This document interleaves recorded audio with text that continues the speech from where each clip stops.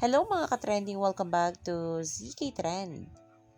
Magkasama ngayon sina Donnie at Belle with Darren at Robbie papunta ngang Sydney, Australia.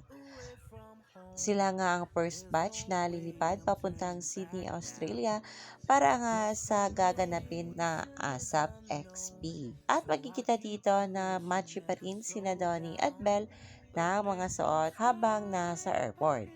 At nagbigay rin ng mensahe ang dalawa sa lahat nga ng ating mga kababayan sa Australia.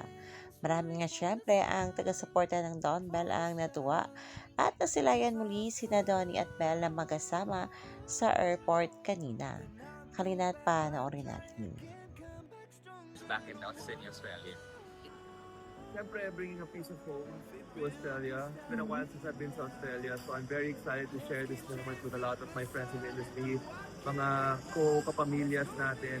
And yun, a great show, a fun show, an entertaining show, and of course, world class. In every ASAP concert naman, but what makes this different, of course, meron po kaming mga prod numbers na dedicated for the fans in Australia, katulad ng mga songs by Australian artists as well. So yun po, mga dapat abangan po nila.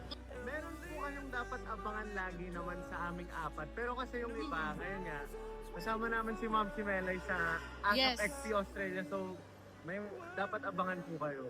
I think it's been a while na pumunta ang ASAP in Australia, and it's also my first time in Australia, and it's always a place that I've been really looking forward to. So, syempre, madaming pasabog, madaming performances na all of us, even performers, looking forward to. Lots of love, lots and lots of just fun, and makisayawan kayo sa amin. Yes, our kapamilyas there in Australia, magkita-kita po tayo.